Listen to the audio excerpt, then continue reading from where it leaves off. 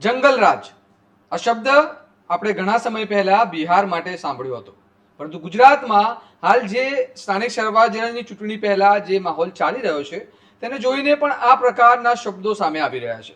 તો હાલ ગુજરાતની અંદર સ્થાનિક સ્વરાજ્યની ચૂંટણી પહેલા જે ઉમેદવારોની ખરીદ ફરોખની વાતો ચાલી રહી છે, દબાણની વાતો ચાલી રહી છે, તે તમામ મુદ્દા વિશે આપણે વિગતવાર વાત કરીશું કે માહોલ શું છે, અત્યારે કેટલા લોકો બિનહરીફ છે, કેટલા ચૂંટણીના મેદાનમાં છે.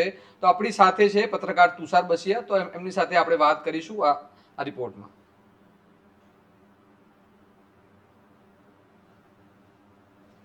નમસ્કાર સર, તુષારભાઈ. તો અત્યારે જે ગુજરાતમાં સ્થાનિક સ્વરાજ્યની ચૂંટણી પહેલા જે માહોલ છે, વિપક્ષ આરોપ લગાવી રહ્યું છે સત્તા પક્ષ પર કે અમારા ઉમેદવારોને ખરીદી રહ્યા છે, દબાણ કરી રહ્યા છે. તો હાલની પરિસ્થિતિ શું છે? તમે પત્રકાર તરીકે તમને શું લાગે છે કે ગુજરાતની હાલ સ્થિતિ શું છે? ગુજરાતના સ્થાનિક સ્વરાજ્યની જ્યારે ચૂંટણીઓ ચાલી રહી છે ત્યારે એવું ન કહી શકાય કે ગુજરાતના ભૂતકાળમાં ક્યારેય આવી સરકારી મશીનરીના દુરુપયોગના આક્ષેપ નથી લાગ્યા. સરકારી મશીનરી એટલે શું? તો સૌ પ્રથમ તો પોલીસ, પછી સરકારી તંત્ર, એ બધા સરકારી મશીનરીની અંદર આવે છે. એનો દુરુપયોગ ભૂતકાળમાં થયો છે એવા આક્ષેપો લાગ્યા છે, પરંતુ અત્યારના લેવલ ઉપર જે આક્ષેપો લાગે છે અને અત્યારે જે ચિત્ર દેખાઈ રહ્યું છે એટલું ગંભીર રીતે, એટલું ભયાનક રીતે અને ચિંતાજનક રીતે ભૂતકાળની અંદર ઉપયોગ ક્યારેય નથી રહ્યો. સત્તા હોય એટલે જીસકી લાઠી ઉસકી ભેંસની જેમ બધું થવાનું છે, સ્વાભાવિક છે. ને સત્તા ટકાવી રાખવા માટે સત્તા હંમેશા આ પ્રકારના હાથકંડાઓ અપનાવે અને એના ઉપર આવા આરોપ લાગતા રહે. ગુજરાતની જો સ્થાનિક સ્વરાજ્યની ચૂંટણીની વાત કરીએ ચિરાગ, તો 26,000 કરતાં વધારે લોકો જે ચૂંટણી લડી રહ્યા છે, 26,196, જેમાં નગરપાલિકા, મહાનગરપાલિકા, તાલુકા, જિલ્લા પંચાયતની ચૂંટણીઓ છે. તો 26,196 ઉમેદવારોની વચ્ચે જ્યારે ચૂંટણીના ગઈકાલે ફોર્મ પરત ખેંચવાની અંતિમ તારીખ હતી અને કાલે બધાએ ફોર્મ ખેંચતા હતા અને બબાલો તમે જોઈ રહ્યા છો પ્રકારે થતી હતી, તો 11,344 લોકોએ ઉમેદવારોના ફોર્મ જે ભર્યા હતા એ ઉમેદવારીના ફોર્મ રદ થયા છે. એમાં ઘણા આક્ષેપોવાળા છે, ઘણા નિર્વિવાદિત પણ છે. તો 313 ઉમેદવારો બિનહરીફની વાત છે. ભારતીય જનતા પાર્ટીના અધ્યક્ષ 700 બેઠકો બિનહરીફનું કહે છે. 600 કરતાં વધારે બેઠકો હોવાનો અંદાજ અત્યાર સુધીમાં લાગી ગયો છે. પણ તમે જોવા જાઓ તો સ્થિતિ એ હદે નિર્માણ પામી છે કે એકદમ માઇક્રો લેવલની આ ચૂંટણી છે સ્થાનિક સ્વરાજ એટલે. જો ત્યાં આ માહોલ અત્યારે જે જોવા મળે છે એ માહોલ વિધાનસભા અને લોકસભામાં આવે તો અત્યારે જે થઈ રહ્યું છે એક ટ્રેન્ડ છે. હંમેશા પહેલાં એકવાર પ્રયોગ થાય, નાના પાયે પ્રયોગ થયા પછી તેનો ઉપયોગ મોટા પાયે, પછી એના કરતાં મોટા વધારે પાયા ઉપર થતો હોય છે. તો જંગલ રાજ આપણે જે વાત કરી શરૂઆતમાં, તો જંગલ રાજ એટલે શું? જંગલ રાજમાં એવું છે કે હવે બાહુબલીઓ મેદાનમાં આવી જાય, ઉમેદવારોને ઉઠાવી જાય, ઉમેદવારોને પકડી લે, પોલીસની મદદ કરે, પોલીસ ઉમેદવારોને ઉઠાવી લે, અપહરણ કરી લે, ફોર્મ રદ કરાવી દે, સરકારી મશીનરી એના વિરુદ્ધમાં કંઈ કાર્યવાહી ન કરે, એને જંગલ રાજ કહેવાય. અને એટલા માટે જ અત્યારે ગુજરાતની અંદર જે આક્ષેપો લાગી રહ્યા છે એમાં બધી પ્રકારના આક્ષેપો લાગી ગયા. એ પછી તમે સૌરાષ્ટ્રની વાત કરો, મધ્ય ગુજરાત કે ઉત્તર ગુજરાત કે દક્ષિણ ગુજરાત, બધી જગ્યાએ આ પ્રકારની સ્થાનિક સ્વરાજ્યની ચૂંટણીની અંદર સ્થિતિ જોઈ છે.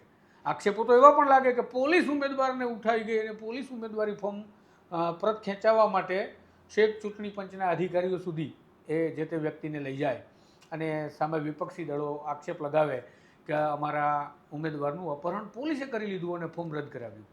તો આ સ્થિતિને જંગલરાજ કહેવાય. હવે તમે વિચારો કે ગુજરાતમાં શું ચાલી રહ્યું છે. આ તમામ બાબતો વચ્ચે આપણે ગુજરાતની પાર્ટીઓની વાત કરીએ તો ગુજરાતમાં પહેલાં બે જ પાર્ટીઓ મહત્ત્વ માનવામાં આવતું હતું કે કોંગ્રેસ અને ભાજપ છે. અને હમણાં આમ આદમી પાર્ટીએ પણ ગુજરાતની અંદર શરૂઆત કરી છે, તેમને ઘણા બધા ઉમેદવારો મેદાનમાં ઉતાર્યા છે. તો ખાસ કરીને વિપક્ષી પાર્ટી તરીકે કોંગ્રેસ છે. તો કોંગ્રેસની અંદર કોંગ્રેસના જે મહાન નેતા છે, જેને રાહુલ ગાંધીએ જે વાત કરી કે ડરો મત, પરંતુ કોંગ્રેસની જે હાલની સ્થિતિ છે કે કોંગ્રેસના કેન્ડિડેટો ફરિયાદ કરે છે અને પછી ફોર્મ પાછું ખેંચી લે છે. કોંગ્રેસ એક બાજુ વિપક્ષ પર સત્તા પક્ષ પર આક્ષેપ કરે છે અને પછી વધારે કંઈ બોલતું નથી. તો કોંગ્રેસની આવી હાલત કેમ છે એ ખાસ સવાલ છે, કારણ કે પત્રકાર તરીકે અને નાગરિક તરીકે આપણે વિપક્ષી પાર્ટીઓ વિશે એક આશા રાખતા હોઈએ કે વિપક્ષી પાર્ટીઓ લોકશાહીને બચાવશે.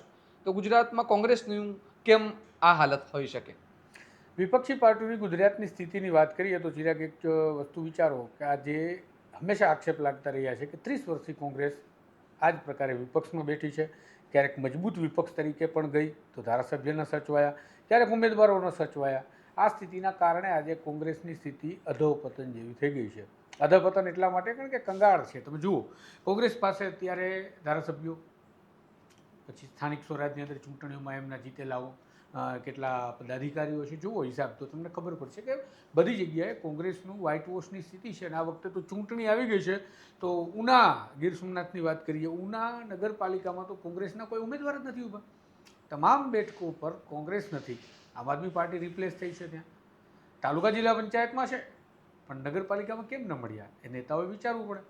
ઉમેદવારો ન મળે એ સ્થિતિનું જ્યારે નિર્માણ થતું હોય છે ત્યારે ક્લૂલો બચાવ કોંગ્રેસના નેતાઓ કરે કે અમે સ્થાનિક લોકો, સ્થાનિક સંસ્થાઓ સાથે ગઠબંધન કરતા હોઈએ છીએ, ઘણી વખત અમે અપક્ષના ઉમેદવારોને ઉતારી દેતા હોઈએ છીએ. પણ આ વાતમાં માલ નથી. કારણ કે તમે વિચારો કે કોંગ્રેસ પાસે આજે કોઈ કહે કોંગ્રેસ ખતમ છે, કોંગ્રેસ ખતમ નથી. કોંગ્રેસ પાર્ટી એકમાત્ર પાર્ટી અત્યારે તમે જુઓ કે જેની પાસે 30 વર્ષથી સત્તા નથી અને લોકસભામાં પણ એમની પાસે બહુમતી ન મળી, સત્તા છીનવાઈ ગઈ, અચકાઈ ગઈ. પછી પણ કોંગ્રેસ પાસે લોયલ, વફાદાર વર્કરો એટલે કે કાર્યકર્તાઓ છે, જે આપણે જોયા. આ સ્થાનિક સ્વરાજની ચૂંટણીમાં જુઓ કે એમના કાર્યકર્તાઓ, વડોદરામાં તમે જુઓ તો વડોદરાના પ્રમુખ કોંગ્રેસના, એમને જે શૈલેષ સોટા સાથે જે બબાલ થઈ, રકઝક થઈ, ઉમેદવારી પરત ખેંચાવવાની બબાલ હતી. એ જ પ્રકારે સુરતમાં તમે જુઓ કે એસઓજી પર આક્ષેપ લગાવ્યા, સુરત શહેર કોંગ્રેસના અધ્યક્ષ. એ જ પ્રકારે ભાવનગરમાં તમે જુઓ લાલબાબુ હિલ, તો ત્યાં પણ એ જ સ્થિતિ થઈ. કાલે એમની અટકાયત થઈ ગઈ અને પછી લાંબો હાઈ વોલ્ટેજ ડ્રામા થયા, પછી એમને મુક્ત કરવામાં આવ્યા. અપહરણનો ગંભીર આરોપ છે. એ જ પ્રકારે તમે કચ્છમાં આપણે આજે જ વાત કરીએ તો કચ્છના કોંગ્રેસી કાર્યકર્તાઓ અને નેતાઓ સાથે જે એક ઘટનાક્રમ ઘટ્યો અને બબાલો થઈ, પછી પોલીસ તરફથી એક ગુનો દાખલ કરવામાં આવે છે ફરજમાં રૂકાવટનો. એ જ પ્રકારે નાના નાના ગામની અંદર જાઓ, નાના નાના ટાઉનની અંદર જાઓ, તો આ બધી જ જગ્યા પર જે સ્થિતિ છે એ સ્થિતિ સૂચવે છે કે કોંગ્રેસ પાસે કાર્યકર્તાઓ ભલે ઓછા છે પણ કોંગ્રેસના કાર્યકર્તાઓ હજુ પણ વફાદાર છે. ભલે સત્તા નથી અને સત્તા આવવા માટેનું કોઈ પણ આશાનું કિરણ દેખાતું નથી, પણ એમને કોંગ્રેસ નથી છોડી. બીજા એવા કાર્યકર્તાઓ છે જે ઘરે બેસી ગયા છે. તો કોંગ્રેસના નેતાઓએ વિચારવું પડશે કે આ કાર્યકર્તાઓને ફરીથી કેમને ધ્યાનમાં લવાય અને જે કાર્યકર્તાઓ વફાદારીપૂર્વક આટલું કામગીરી, નિષ્ઠાપૂર્વક આટલી કામગીરી કરે છે એના બદલે આપણી ચૂંટણીની ટિકિટો એવા કેવા લોકો પાસે જતી રહે છે કે ડરી જાય છે. જ્યારે કે તમારા મુખ્ય નેતા એવું કહેતા હોય છે ડરોમત, અને પરત ખેંચી આવે છે ઉમેદવારી ફોર્મ. પછી એ જ લોકો પર આક્ષેપ લાગે છે કે ભાજપના લોકો અમારા ઉમેદવારોને ખરીદી રહ્યા છે. પણ તમારા વેચાઈ રહ્યા છે, તમારો માલ વેચાય છે તો સામેવાળો ખરીદે છે ને. અને એક બાજુ પક્ષની અંદર પણ આ માહોલ હતો કે ભાઈ સારા લોકોને ટિકિટ નથી મળી, સારા લોકોને ટિકિટ નથી મળી, અને પક્ષ એ બાજુ કહી રહ્યો છે કે અમે સારા લોકોને જ આપી છે. તો એ સારા લોકો ભાજપમાં કાં તો જોડાઈ રહ્યા છે, કાં તો ભાજપના લોકોને મળી રહ્યા છે. તો આ હાલત છે. તો જે તમે બોલતા હતા કે આ પ્રકારની હાલત થઈ ગઈ છે કોંગ્રેસની. પણ બીજો એક સવાલ છે કે વિપક્ષ ઉપર તો આક્ષેપો લાગે, પરંતુ મહત્વની વાત છે કે ચૂંટણી પંચ, જે ચૂંટણીઓનો જવાબદાર તંત્ર છે, જે લોકશાહીની રક્ષા કરનારું તંત્ર છે, એની ભૂમિકા આવી પરિસ્થિતિમાં શું હોવી જોઈએ અને ખરેખર એક શું કરી રહ્યું છે તે વિશે આપ વાત કરીએ એના વિશે. શરમજનક બાબત ત્યારે સર્જાય છે કે જ્યારે સૌથી વિશ્વસનીય સંસ્થા જેને હોવું જોઈએ એ ચૂંટણી પંચ. કારણ કે જો ચૂંટણી પંચ કોઈની તરફેણ કરવા લાગે અથવા તો એમની વિશ્વસનીયતા ગુમાવી ચૂક્યું હોય તો નાગરિકો વોટ કોને કરવા જશે, કેમ કરવા જશે, શા માટે કરવા જશે? સંસ્થા પર જ વિશ્વાસ નથી રહ્યો. કોંગ્રેસના એક ધારાસભ્યએ તો ત્યાં સુધી કહ્યું કે ભાજપના પાલતુ કૂતરા જેવું વર્તન ચૂંટણી પંચનું છે. કોંગ્રેસના નેતાઓ વારંવાર આક્ષેપ લગાવી રહ્યા છે. એ પછી ચૂંટણી પંચના, ખાલી ગુજરાતની વાત નથી કરતો, દેશ આખાના ચૂંટણી પંચના વડા જ્ઞાનેશ્વર કુમાર સામે જ્યારે આક્ષેપો થતા હોય અને નામજોગ થતા હોય, બંગાળની અંદર તમે જોયું તેઓ ગયા આપણા ચૂંટણી પંચના ચીફ, તો એમની સામે પ્રોટેસ્ટના વિરોધ પ્રદર્શનના નારાના દ્રશ્યો આવ્યા. તો શરમજનક બાબત એ કહેવાય કે ચૂંટણી પંચ પોતાની વિશ્વસનીયતા ગુમાવી ચૂક્યું છે તેવો માહોલ છે. તો વિશ્વસનીયતા પ્રસ્થાપિત કરવા માટે શું કરે છે? ઘણી જગ્યાએ આક્ષેપ લાગ્યા કે અમુક ઉમેદવારોના ફોર્મ પાછળથી કંઈક ખૂટતું હતું તો ભરતા હતા. ક્યાંક એવા આક્ષેપ લાગ્યા કે ઉમેદવારોનું ફોર્મ રદ થાય તેવું હતું, પણ સત્તા પક્ષનો ઉમેદવાર છે એટલે એનું ફોર્મ રદ ન થયું. કેટલાકના આક્ષેપ એવા છે કે વિપક્ષના ફોર્મ કોઈને કોઈ બહાના હેઠળ રદ કરી દેવામાં આવ્યા, અમને સાંભળવામાં જ ના આવ્યા, તક જ આપવામાં ન આવી. કેટલાયનું કહેવું એવું છે કે દબાણવશ ઉમેદવારોને પરત ઉમેદવારી ખેંચાવવા માટે લઈ જવામાં આવ્યા સત્તા પક્ષના નેતાઓ દ્વારા, છતાં પણ ચૂંટણી પંચે કંઈ ન કર્યું. તો આ સ્થિતિનું જ્યારે નિર્માણ થાય ત્યારે ચિરાગ સમજવાનું કે દેશની અંદર લોકશાહી ખતરામાં છે અથવા તો લોકશાહીનું પતન નિશ્ચિત છે. કારણ કે જ્યારે ચૂંટણી પંચને જેને ચૂંટણી કરાવવાની છે એના પર જ લોકોને ભરોસો ના હોય તો શું થાય? આ સ્થિતિનું નિર્માણ થઈ રહ્યું છે અને આ એક ખતરાની ઘંટડી છે. પરંતુ આપને કંઈ ફેર પડતો નથી, કારણ કે આપણને કોઈ ખતરા નડતા નથી, આપણે ખતરે ખેલાડીએ છીએ. આપણે મતદારો જ એવા છે ને જોરદાર. ક્યાંય તમે મતદારોનો વિરોધ પ્રદર્શન જોયો કે ભાઈ સાહેબ અમને બિનહરીફ કેમ કરાવી દીધા? જે લોકશાહીની અંદર 160 આપણે કહીએ છીએ ને કે આપણી પાસે આબાદી કેટલી છે, 160 કરોડ. 160 કરોડ લોકો છે જેની અંદર કરોડો મતદારો છે, એની વચ્ચે એક વિરોધનો મત પણ મેટર કરે છે, અસર કરે છે અને એને આપણે સાંભળવો પડે છે. એ વિરોધનો મત પછી નાખી જ ન શકે તો કોઈ મતલબ નથી રહેતો. અને આપણે એવું કહ્યું નક્કી કરી લીધું કે બિનહરીફ થઈ ગયા તો બસ મજા આવી. અને ભારતીય જનતા પાર્ટીના પ્રમુખે ગર્વથી કહ્યું કે 700 કરતાં વધારે સીટો આપણી બિનહરીફ કરી નાખી છે. આ શરમની બાબત છે, કારણ કે બિનહરીફ કરી નાખી, બિનહરીફ થઈ ગઈ કે બિનહરીફ કરાવી દેવામાં આવી, જે પણ તમે સમજો, નાગરિકોનો લોકશાહીનો મુખ્ય જે અધિકાર છે એ તમે છીનવી લીધો છે. ઈએન કેન પ્રકારે ટેકનિકલી તમે સાચા હોઈ શકો, પણ અહીંયા કહેવાની વાત એ છે કે એ મતદારોએ પણ ક્યાંય અવાજ ના કર્યો. તમે વિચારો કે એ મતદારો ક્યાં છે જે મતદારોના સવાલ ઉઠાવવા માટે મીડિયાને કહેવામાં આવે છે કે તમે દલાલ છો, તમે પડીકાબાજ છો, તમે પૈસા લઈ લીધા, તમે ભાજપના દલાલ છો, તમે ભાજપનો ખેસ પહેર્યો છે, એજન્ડા. આ મીડિયાને જ બધી જવાબદારીઓ મતદારો સોંપી દે છે. પણ મીડિયાના પત્રકારો અને મીડિયાના માલિકો પાસે પણ એક જ વોટ હોય છે અને જો બિનહરીફ હશે તો એને પણ મત નાખવાનો અધિકાર નહીં મળે અને કદાચ ચૂંટણી થશે તો એના એક વોટથી કંઈ પરિવર્તન નથી આવવાનું. વાતો જમીન પર પરિવર્તનની કરે છે, સોશિયલ મીડિયાની અંદર પરિવર્તનના મેસેજીસ કરે છે અને મીડિયાના પત્રકારોને જેને તે રીતે આપણે શબ્દોથી ભાંડીએ નવાજીએ છીએ, નીચેથી જે કમેન્ટો અમે ઘણીવાર વાંચતા હોઈએ છીએ, તો એમાં મીડિયા અને પત્રકાર શું કરે?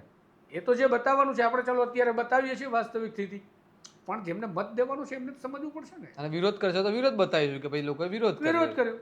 અને ઘણી જગ્યાએ તો બહિષ્કાર થાય છે તો એવા થાય છે કે મત નહીં આપ્યો, અમારો રોડ ના બન્યો ને એટલે. અરે મત નહીં આપો તો પરિવર્તન નહીં આવે, મત આપશો તો પરિવર્તન આપશે. તમારો ડર જ તમે પૂરો કરી દીધો કે અમે મત નહીં આપીએ અને ચૂંટણીનો બહિષ્કાર કરીશું. એટલે શું ફાયદો? તમે વોટ નહીં આપો તો જે આપનારો છે આપશે, અને જેને નથી જ આપવાના તમે, કારણ કે રોડ નથી બનાવ્યો તો જે સત્તામાં હતા એને જ તમારે વોટ નથી આપવા. તમે એના વિરોધમાં મત કરશો તો જે સત્તામાં છે સત્તામાંથી બેદખલ થશે. પણ આપણે તો વોટના બહિષ્કાર કરીએ છીએ, આટલી તો આપણી બુદ્ધિ છે. બીજું એક વાત છે કે સોશિયલ મીડિયામાં બધી જગ્યાએ નેરેટિવ ચાલી રહ્યો છે કે ભાજપ એક બાજુ કહી રહી છે કે અમે વિકાસના કામ કર્યા છે, બહુ સારા સારા કામ થયા છે, લોકો અમારી સાથે છે. તો એવી પરિસ્થિતિની અંદર ભાજપ કેમ બિનહરીફ થવાની એક મતલબ મોટી મોટી વાતો કરે છે અને ગર્વથી કહે છે કે અમે આટલા ઉમેદવારો બિનહરીફ થયા? જો ભાજપ પાસે જનમત હોય, લોકો તેમની સાથે હોય, તો એ લોકોએ શું ચૂંટણી ના કરાવવી જોઈએ? આપણે જોવા જઈએ તો ભાજપ કોઈ રીતે ચૂંટણી નથી કરાવતું એવું તો છે નહીં. ભાજપ આમાં કોઈ જગ્યાએ તમને ચૂંટણી નથી કરવા દેવી એવું કંઈ કરતું છે નહીં. આક્ષેપો જે લાગે છે એવા લાગે છે કે ઉમેદવારને દબાવ્યો, ડરાવ્યો, ખરીદ્યો કે યેન કેન પ્રકારે અપહરણ કર્યો, પોલીસનો બળ પ્રયોગ કરીને ઉમેદવારી પરત ખેંચાવી. હવે વિપક્ષના ઉમેદવારો ઉમેદવારી પરત ખેંચી લે, એ ભાજપનું દબાણ હોઈ શકે, ભાજપની ખરીદી હોઈ શકે, જે કંઈ પણ હોઈ શકે, એ આક્ષેપ છે. જગ જાહેર તો કે ભાજપે કીધું નથી તમને. મજા જ એ વાતની છે કે તમને લાગે કે તમે લોકશાહીમાં જીવો છો, પરંતુ તમે ઠોકશાહીમાં ઘૂસી ગયા છો. એના સામે તમે કંઈ ન કરી શકો, કારણ કે ટેકનિકલી સાચા છે ભાજપવાળા. એમણે તો કીધું કરો ચૂંટણી લડીએ. લડનારો ઉમેદવારી પરત ખેંચે છે તો એ વિપક્ષી દળોની જવાબદારી છે. જોયું પછી વિપક્ષી દળોએ શું કર્યું?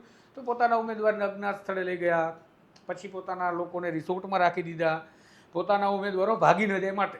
એટલે પહેલાં તો એમને ઉમેદવારો પર જ ભરોસો નહોતો, અથવા તો એવા જ ઉમેદવારોને ટિકિટ આપી જે કોઈ પણ પ્રકારે ડરી જવાના હોય.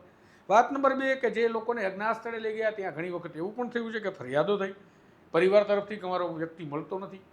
નો ડાઉટ એમાં પણ આક્ષેપ છે કે પોલીસે જબરદસ્તી પરિવાર પાસે ફરિયાદ કરાવી છે અને પરિવાર જે છે એ ફરિયાદ કરે છે કારણ કે ડરી ગયો છે. તો ડરો મતના નારા સાથે લડતી કોંગ્રેસ, જેની પાસે હું કહું છું કે વફાદાર કાર્યકર્તાઓ નથી, તો રસ્તા પર અત્યારે જે 2, 5, 25, 50 લોકો તમને જોવા મળે છે કોણ છે? એવા લોકો કેમ ટિકિટ નથી મેળવી શકતા? એવા લોકો કેમ ચૂંટણીમાં નથી આવી શકતા? કોંગ્રેસના પાયાના કાર્યકર્તાઓને તમે જુઓ તો એમની પાસે નથી આર્થિક ક્ષમતા, નથી એ પૈસાદાર માણસ, નથી એ સત્તામાં આવ્યા, નથી એમની પાર્ટી સત્તામાં, તો એ કોઈ 2 નંબરના ધંધા કરી લેવાનો, કારણ કે તો વિપક્ષ તરત એની વિકેટ પાડી દે. તો એવા લોકો ચૂંટણી લડે તો એને શું ડરાવે કોઈ? તમે સમજો કે મોતના ડર સુધી ન હોય એ પ્રકારના કાર્યકર્તાઓ આ ચૂંટણીની અંદર આટલા ભયંકર વાતાવરણની અંદર આટલા ગંભીર આક્ષેપોની વચ્ચે કે સત્તા દુરુપયોગ કરે છે, છતાં પણ સ્થાનિક સ્વરાજની ચૂંટણીઓમાં કોંગ્રેસના કાર્યકર્તાઓ જમીન પર ક્યાંક ક્યાંક તો મેં જો સાંભળ્યું અને દ્રશ્યો પણ જોયા કે ટીડીઓ કચેરી છે, પ્રાંત કચેરી છે, કલેક્ટર કચેરી છે, એને લાગે કે આપણો ઉમેદવાર ફોર્મ પાછું ખેંચવા આવશે તો ત્યાં નાકાબંધી કરીને બેસી ગયા, પહેરો ભરવા લાગ્યા, ઉજાગરા કરવા લાગ્યા, પોતાના ઉમેદવારનું પરત ખેંચી લે છે ફોર્મ, તેનો વિરોધ કરીને પ્રદર્શન કરીને તેને એક તો વડોદરાની અંદર જોયું તો કાર તોડી નાખી.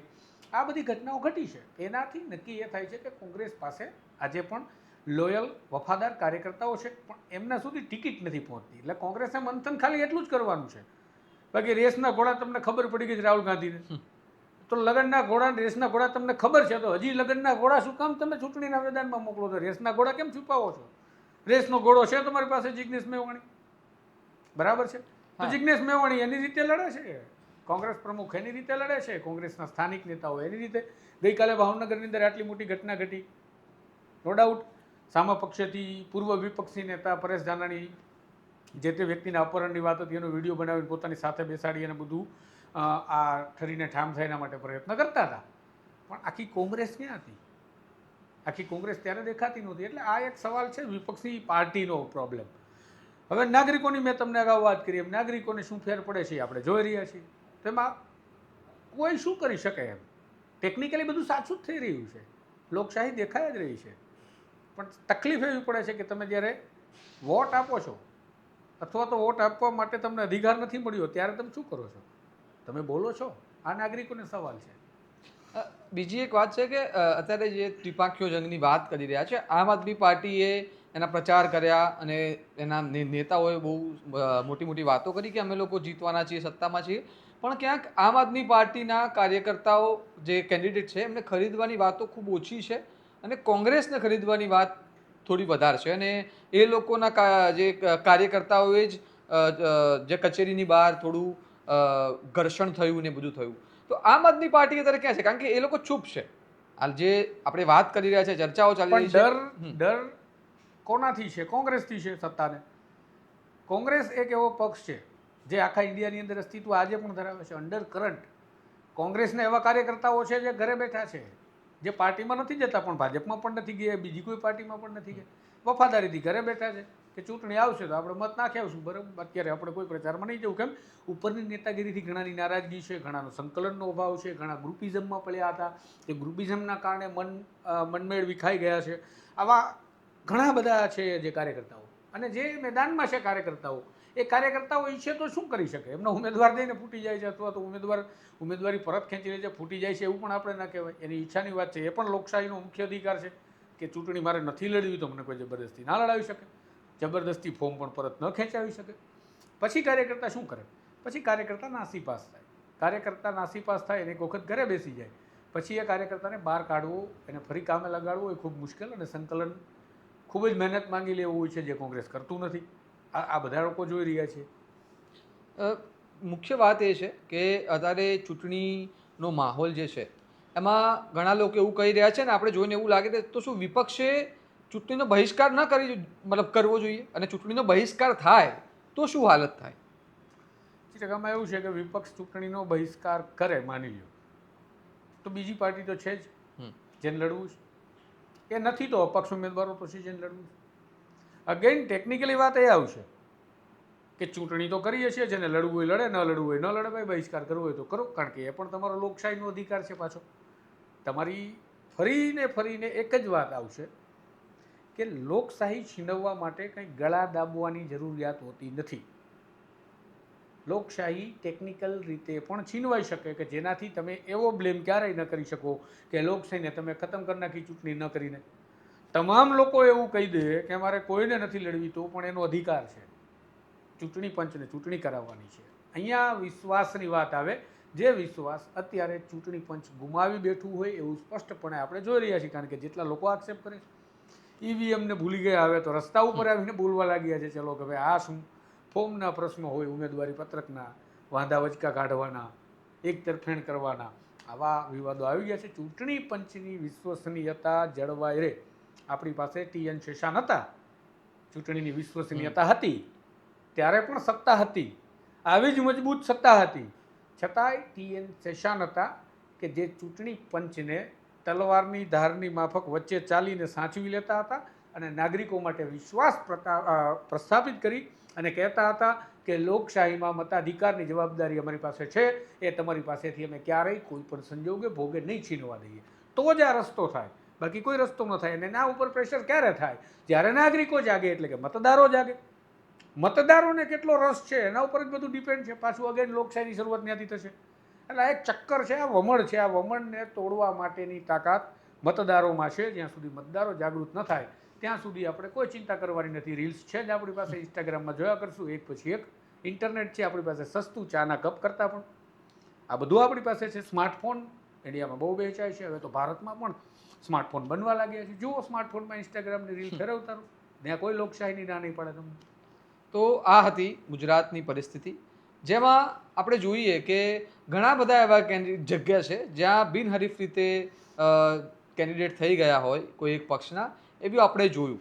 તો પત્રકારો રાહ જોઈને બેઠા હતા કે ચૂંટણીનું પરિણામ જાહેર કરીશું, પછી વોટરો રાહ જોઈને બેઠા હતા કે તેમના હાથ ઉપર પેલી શાહીવાળું નિશાન હશે તો એનો ફોટો મૂકીને સોશિયલ મીડિયામાં કરીશું, કંઈ લખીશું. પરંતુ ઘણી એવી જગ્યા છે જ્યાં મતદારોને એ કરવાનો મોકો નહીં મળે.